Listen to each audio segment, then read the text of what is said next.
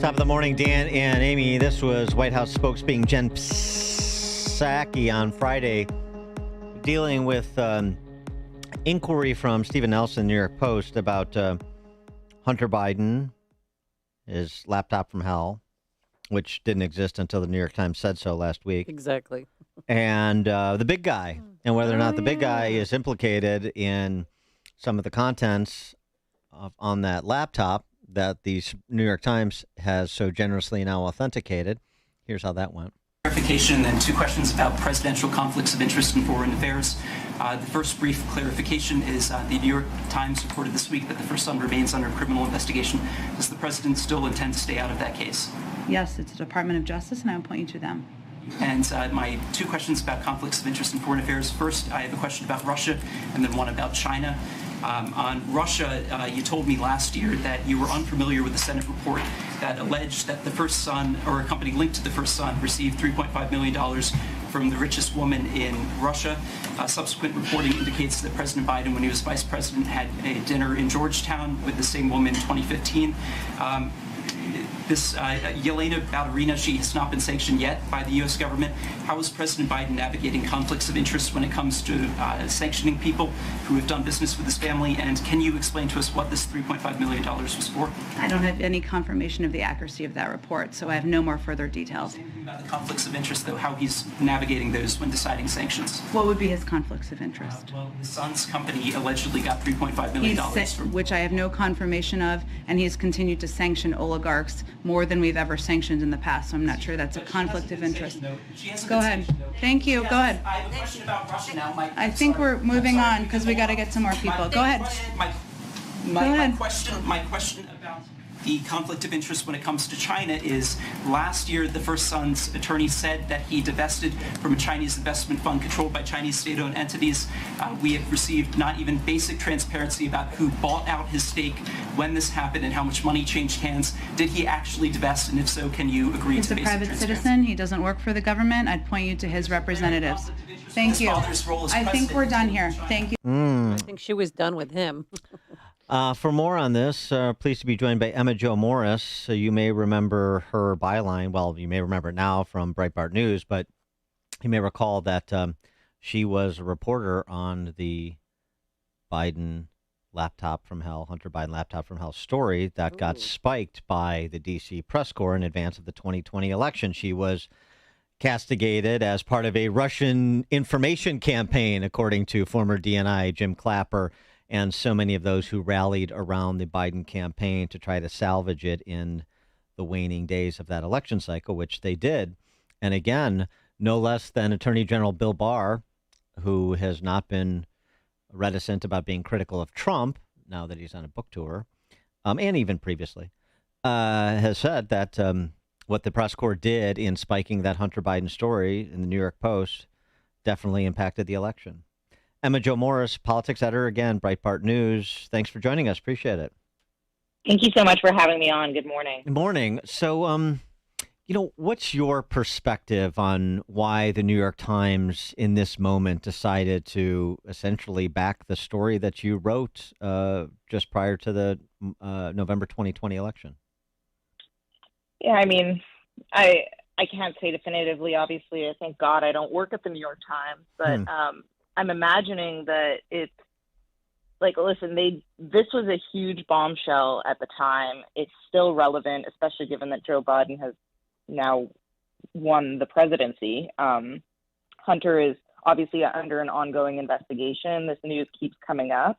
And I would imagine that it's probably a face-saving mechanism for the fact that this clearly isn't going away. They're clearly going to have to keep reporting on it. And the laptop has, we verified it. It's been verified by a third party. Ben Schreckinger of Politico wrote a book about the Bidens where he went to a few third parties to verify emails and found that they were real. So I think that Hunter is just going to be relevant for a while, and probably the New York Times is thinking, if I had to guess, that we can't really avoid this story. It's 2 years later. We're still talking about it. The American people are still interested in it. Let's just kind of bite the bullet. They buried it in paragraph 24 and say, yeah, it's real. Peter Schweitzer over the weekend, author of Red Handed and among other books, suggested maybe the New York Times believes that Hunter Biden is going to be indicted, and they're trying to frame that occurrence. Yeah, I mean, that's definitely possible. It's definitely possible. I don't, to be honest, I don't know. I can't speak to the motivation of the New York Times, but it's quite an incredible about face. You know, in a column at the time in October of 2020, they wrote that the laptop was, quote, Baroque mythology, whatever that's supposed to mean. And that was the term used, Baroque mythology. Oh, that's a classic. So they have a lot of catching up to do. And I guess what better time than the present? Well, now that the New York Times, acknowledges the existence of it, where's the appetite to find the big guy?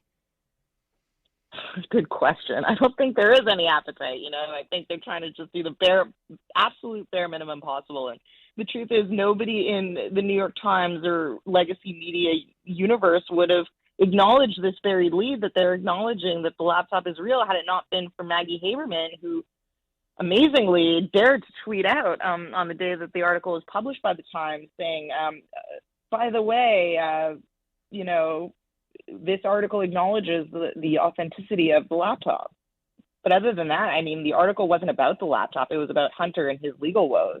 And right. Like I said, in paragraph 24 only did they cite the laptop and, state it matter-of-factly that it's real. What about his legal woes? In the reporting that you did you have any opportunity to talk to law enforcement sources that gave you any kind of indication about the seriousness of the investigation, about where they thought it might be leading and to whom it might be leading to, any of that? No, I have not. The only thing that I have to indicate what is going on in this investigation, obviously they're not going to say anything official or on the record, but right. Breitbart News obtained a subpoena to JPMorgan.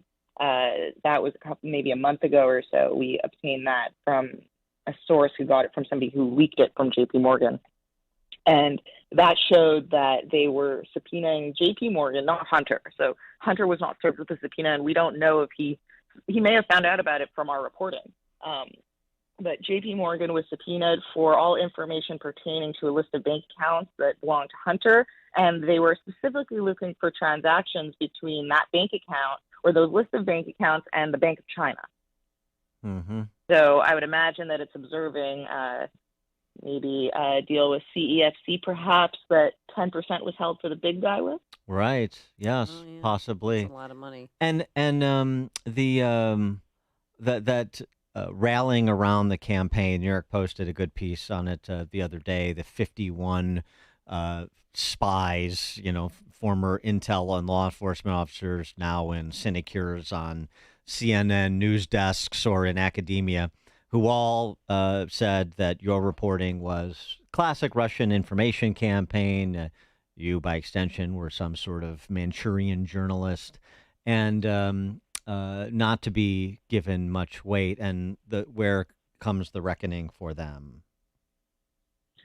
So I wrote a column about this that's on Breitbart.com if your listeners want to check it out and see a bit more of a deep answer on what I have to say about this. But basically, I don't think that there is going to be some sort of official reckoning, like, let's say, in the sense that all these spies are going to come out and say, yeah, sorry, we totally made that up out of thin air at the time because we were running interference for the Biden campaign. And then obviously from that, you would have, some sort of big public apology from the legacy outlets that uncritically parroted those statements. But I don't think that there's going to be anything like that. However, what I am seeing is that, the term that I used in my column is ink stains, right? So this story isn't going away. It keeps coming back up. And every time it does, we're reminded of, the question, where were these people during the time that this mattered, in October 2020?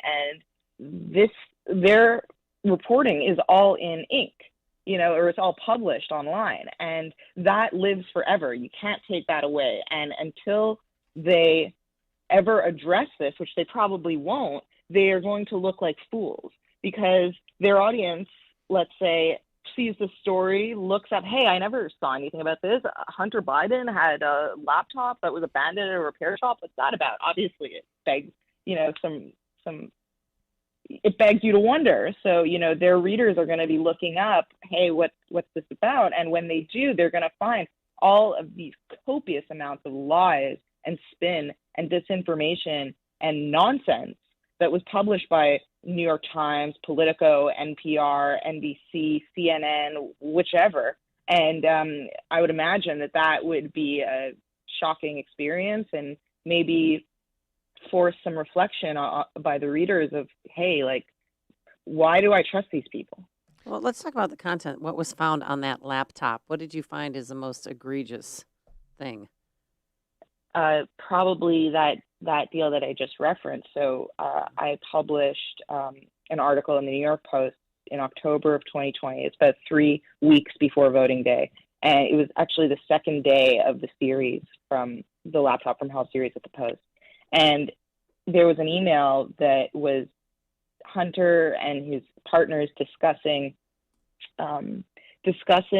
a breakdown of equity in a company that they were going to be forming with a Chinese energy company called CEFC. And that company is one of the largest in China. It was run by people at the highest levels of the CCP and specifically of the Chinese Communist Party intelligence apparatus, which Peter Schweitzer reported in his new book. But so this was a deal with the Chinese Communist Party, obviously the gangster regime that runs China, and which, by the way, is hell-bent on taking down the United States. But anyway, it lists the equity of who's going to own what in the company and how much.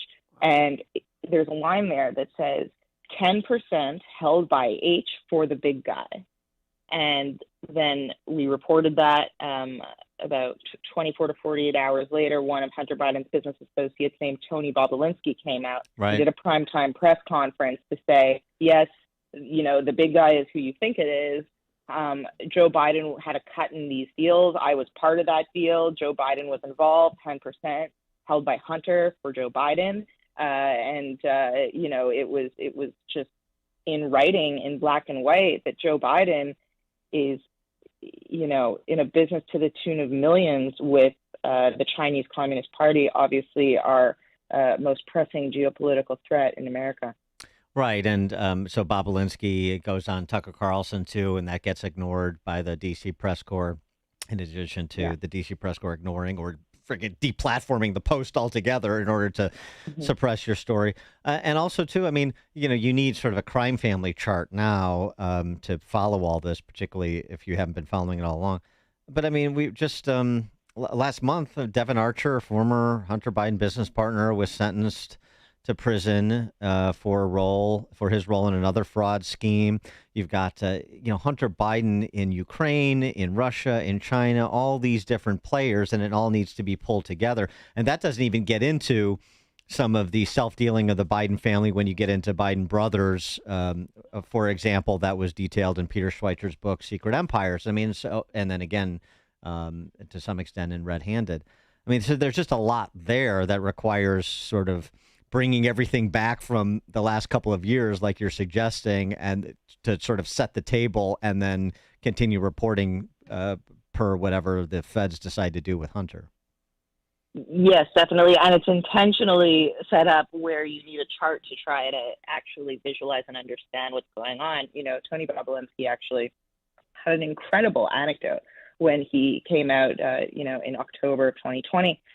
And he said, that he recalled a conversation that he had with Jim Biden, with Joe Biden's brother. And he said kind of like, aren't you worried that, somebody's going to find out about this? Like, Joe Biden is meeting with us and Joe Biden is involved in this. And Jim Biden basically said to him, the way we're operating, there's plausible deniability. Right. And that's intentional to make it such a rat's nest to try to figure out, if you're just a layman, to try to map out what's going on there. It's on purpose so that it's just so obscure and you start to feel and sound like a crazy person. Emma-Jo Morris, a politics editor at Breitbart News now. She was the reporter on the Laptop from Hell series at the New York Post before the 2020 election. Great reporting. And it must be nice to be vindicated by the New York Times of all God. people. It took a while, but it happened. I don't need vindication from the New York Times. No, I know. These are the same people who got a Pulitzer for the Russia hoax, but yet it's fun to watch them all. Yes, have to circle the wagons a bit. Exactly. Emma-Jo Morris, thanks so much for joining us. Appreciate it. Thank you. Thank you. And she joined us on our turnkey.pro answer line. The stories you need to know to start your day. This is Chicago's Morning Answer on AM 560. The Answer. Jobs in engineering are available now. Automated Systems, Inc., a dynamic project-oriented consulting company, is currently hiring technical professionals for mission-critical roles in support of life-saving therapies for the pharmaceutical, biotech, and medical device industries. Open positions for the following roles are wanted now: validation engineers, controls engineers, quality assurance professionals, technical writers, project managers, and process engineers. Ready to apply your knowledge and expertise? Consider these great opportunities. Automated Systems, Inc. values deep expertise from experienced professionals to support a growing company. They'll challenge you to think differently in order to achieve your goals, and you'll have easy access to senior management, thoughtful leaders, and inspiring colleagues. ASI has been servicing the life sciences for over 30 years. For jobs available now in process engineering or testing, call Automated Systems